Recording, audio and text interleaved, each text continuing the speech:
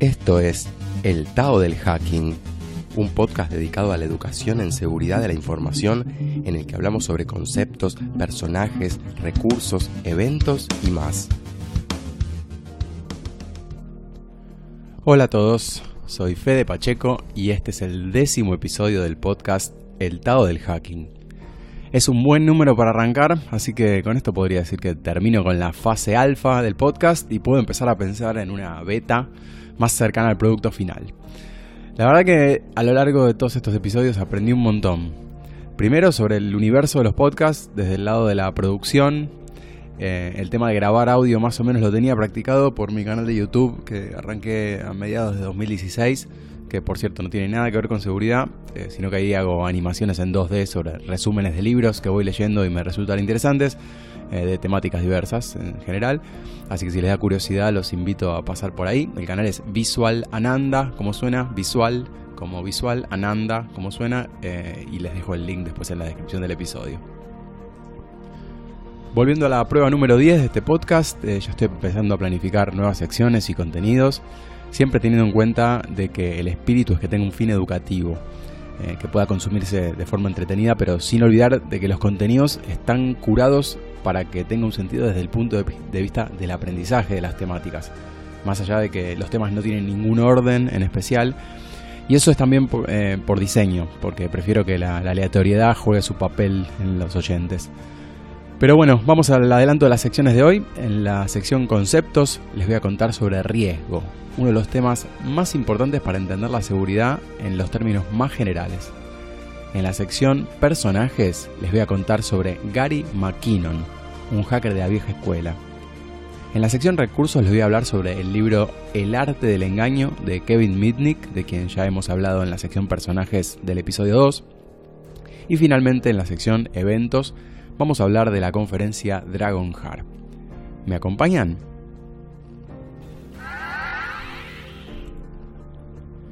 Para hablar de riesgo, partamos de la base de que todas las organizaciones tienen objetivos por los cuales existen, pero estos objetivos están sometidos a factores internos y externos, que hacen que su logro se vuelva de una forma incierto, ¿no? Al efecto de esa incertidumbre sobre los objetivos nos referimos como riesgo. Es decir, el riesgo está relacionado con la probabilidad de que algo, típicamente negativo, ocurra en un contexto determinado. Como se podrán imaginar, todas las actividades implican riesgo, y parte del funcionamiento de base de una organización es gestionar ese riesgo, tratando primero de identificarlo, analizarlo, valorarlo y darle un tratamiento adecuado según sea el nivel aceptable por la organización. Todas estas actividades se hacen en un marco de gestión, es decir, que implica que se considere un sistema de gestión de riesgos que será típicamente de naturaleza cíclica. Es decir, que pasa por distintas fases a lo largo de su ciclo de vida y vuelve a empezar cada vez buscando la tan preciada mejora continua. La gestión del riesgo es un tema sumamente complejo, por lo que no vamos a meternos en detalle, sino que en nuestro ámbito vamos a tratar de enfocarlo exclusivamente a riesgos que afecten a activos de información. Aunque, por supuesto, las generalidades son las mismas que en el riesgo financiero, operacional y cualquier otro tipo. Hay unas cuantas aproximaciones al análisis de los riesgos exclusivos de las tecnologías de información y todas buscan hacer objetivo el análisis para que entendamos qué tan seguros estamos. El desafío principal de todas estas es la complejidad del problema, en el sentido de que hay muchos elementos a considerar y que si no es estricto, las conclusiones no van a ser confiables. Una definición un poco más formal del riesgo es algo así como la estimación del grado de exposición a que una amenaza se materialice sobre un activo, causando pérdidas a la organización. Repito, la estimación del grado de exposición a que una amenaza se materialice sobre un activo, causando pérdidas a la organización. Es decir, el riesgo indica lo que le podría pasar a los activos si no se protegieran adecuadamente. Acá es importante saber qué características de cada activo son de interés y en qué medida están en peligro. Para esto último tenemos lo que llamamos justamente análisis de riesgos, que sería el proceso sistemático para estimar la magnitud de los riesgos. Una vez que conocemos los riesgos, tenemos que darle un tratamiento, Y eso se hace de distintas formas. Una es evitando las circunstancias que lo provocan, otra es reduciendo las posibilidades de que ocurra, otra es acotando sus consecuencias, otra sería compartirlo con otra organización, como con un seguro, o en última instancia, aceptando que el riesgo se materialice, previendo en todo caso planes de acción y recursos para ese caso. Profundizando un poco más, tenemos entonces dos grandes tareas a realizar. La primera es la de análisis de riesgos, que permite determinar qué tiene la organización y estimar lo que podría pasar. La segunda tarea es el tratamiento de los riesgos, que es el proceso que permite organizar la protección para evitar pérdidas, estar preparados para los incidentes y que podamos seguir operando. Ambas actividades están incluidas en el ciclo de gestión de riesgos, pero volviendo al análisis tenemos que considerar tres cosas. Los activos, que serían los elementos del sistema de información que soportan los objetivos de la organización. Las amenazas, que serían las cosas que les pueden pasar a los activos, causando pérdidas para la organización. Y las salvaguardas, o también llamadas contramedidas, que serían las medidas de protección dispuestas para que las amenazas no provoquen daño o provoquen el menor daño posible. Una vez que tenemos estos elementos, podemos estimar el impacto, que es la medida de lo que podría pasar. Y finalmente, el riesgo, que es lo que tiene probabilidad de pasar. De hecho, es tan importante el tema de riesgos que hasta existe una norma ISO para gestión de riesgos, que es la ISO 31000. Los que quieran saber más del tema, les recomiendo fuertemente que la lean con detenimiento. En el caso de seguridad, solemos sugerir un manual metodológico del que hablamos en el primer capítulo de este podcast, que es Masherit, y que lo elegimos porque está basado en la lógica general de ISO 31000 y además porque está en español y es sumamente completo. Así que si quieren introducirse en el tema de la gestión de riesgos en seguridad de la información, Masherit es parte de la bibliografía obligatoria. En definitiva, podemos decir que la organización de la seguridad de un sistema de información es la gestión de sus riesgos y que el análisis es el que permite racionalizar esta gestión.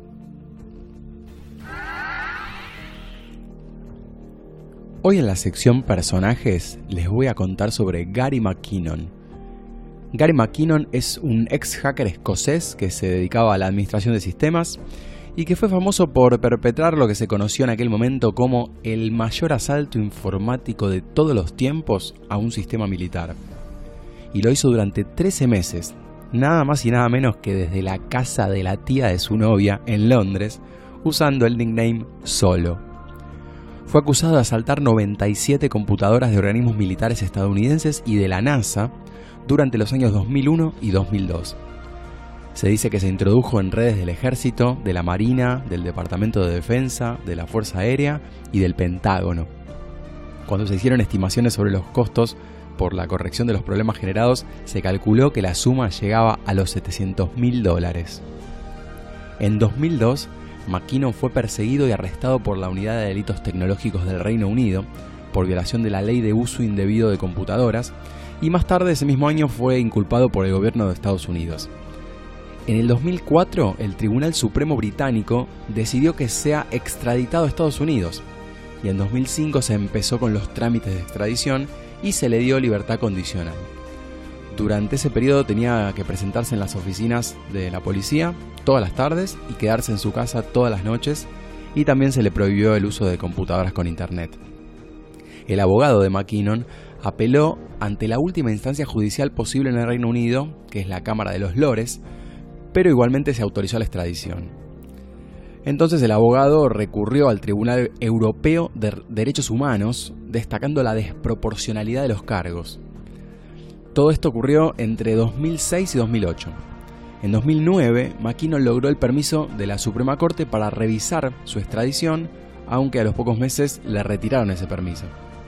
Sus abogados aplicaron a una revisión judicial diciendo que se había rechazado la evidencia médica y que, dado su estado de salud, podía ser juzgado en el Reino Unido. McKinnon pedía ser juzgado, de hecho, en el Reino Unido y hasta llegó a decir que tenía miedo de terminar en Guantánamo. Lo cierto es que en Estados Unidos se iba a enfrentar a penas de hasta 70 años de cárcel y el pago de una indemnización de $2 millones. En una entrevista con la BBC en 2006, dijo que él lo único que había hecho para acceder a los sistemas militares es correr un script en Perl que buscaba accesos que tuvieran contraseña nula, con lo cual estaba dejando entrever que el nivel de seguridad que encontró fue pésimo. De hecho, admitió haber ejecutado las intrusiones de las que se lo acusó, pero no acepta la acusación de terrorista que le dieron en Estados Unidos. Y hasta explicó que su única intención había sido buscar información sobre ovnis y proyectos militares secretos que estaban de moda en esos momentos en los medios de comunicación. Curiosamente, McKinnon tuvo mucho apoyo popular en el tiempo que duró su caso, que fueron unos 10 años más o menos. Incluso figuras públicas se pronunciaron a favor de juntar dinero para costear los gastos de la causa y hasta se propuso hacer recitales a beneficio. Después de varias idas y vueltas, a fines de 2012 se denegó definitivamente la solicitud del gobierno estadounidense para extraditarlo y el gobierno británico reiteró que no iba a ser juzgado. En el anuncio se incluía el hecho de que McKinnon tenía síndrome de Asperger y sufría de depresión y que el proceso pondría en riesgo su vida. Por lo tanto, se decidía eso en base a la lógica de los derechos humanos. En fin, un caso que derivó probablemente en un acuerdo diplomático inesperado entre Estados Unidos y el Reino Unido, que resulta interesante conocer y analizar para entender cómo funcionan algunas cosas en el mundo.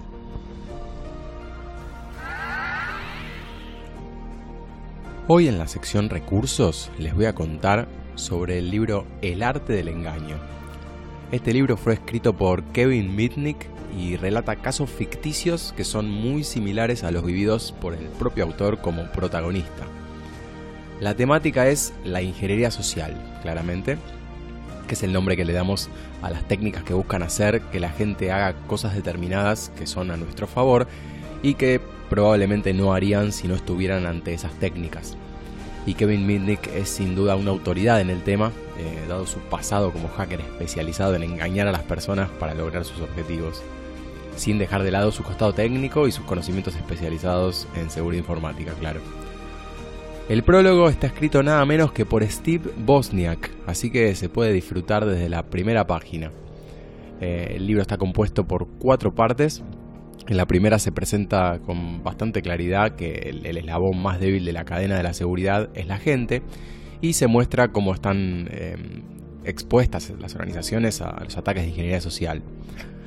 En la segunda parte se demuestra cómo los especialistas en el engaño manipulan a la gente a partir de la confianza, su deseo de ser útil, la simpatía y la credulidad. Probablemente podamos reconocer todos los escenarios de las historias porque son comunes a la mayoría de nosotros. Obviamente se exploran también las formas de protección contra las técnicas y en la tercera parte se presentan casos más complejos en los que hay intrusiones físicas en empresas y data centers y la cosa se pone más divertida, demostrando cómo a veces la tecnología no alcanza para protegerse y también se aborda el tema del espionaje industrial, que es un tema bastante delicado.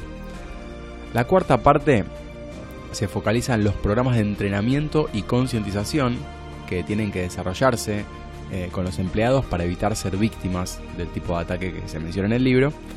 Y finalmente propone una lista detallada de cuestiones para abordar en el marco de una política de seguridad que contemple todas esas técnicas y contramedidas.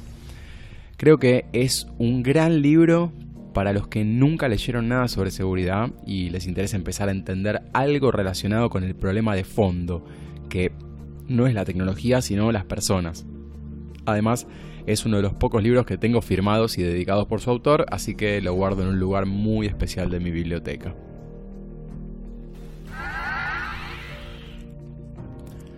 Hoy en la sección eventos les voy a hablar sobre Dragonheart Security Conference.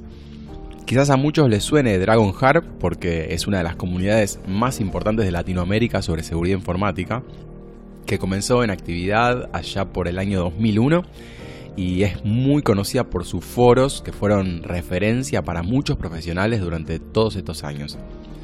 Pero no podemos mencionar a la comunidad y a la conferencia sin mencionar a su fundador, que es Jaime Restrepo, el mismísimo Dragonheart. Jaime es un ingeniero en sistemas colombiano que, además de ser un gran profesional, es un buen amigo y déjenme confesarles que es tan atento que siempre se toma el trabajo de traernos café de Colombia cuando viene para Argentina. así que aprovecho para agradecerle como siempre. Después de muchos años de mantener activa la comunidad y dar servicios profesionales de seguridad informática, Jaime creó la conferencia Dragonheart, que se organiza formalmente desde 2014 y se hace en las ciudades de Bogotá o Manizales según el año. El evento es muy concurrido, especialmente, obvio, por el público de Colombia, pero también de otros países de la región porque se transformó con el tiempo en uno de los eventos más importantes del año. De hecho, concurren oradores de distintos países y el nivel no tiene nada que envidiarle a otras conferencias de su tipo en Latinoamérica. La idea original era generar un punto de encuentro para la comunidad de seguridad colombiana y creció muy rápidamente porque en Colombia hay muy buenos profesionales de seguridad y bueno, tengo el gusto de conocer a muchos de ellos, por suerte. En el evento, tal como en otros de talla internacional, se propone un llamado a presentación de ponencias que pasa a un comité de revisión para aceptar las charlas y además se realizan distintos eventos como training especializados, talleres, juegos tipo CTF, concursos y demás. Así que ya saben, si quieren agregar a su agenda esta conferencia, van a tener la posibilidad no solo de conocer este hermoso país que es Colombia, sino también de presenciar uno de los eventos más importantes de seguridad informática de nuestra región.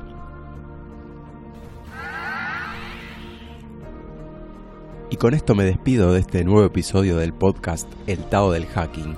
Espero que les haya gustado. Pueden dejarme sus comentarios por cualquier medio y los espero en el próximo episodio. Hasta la próxima.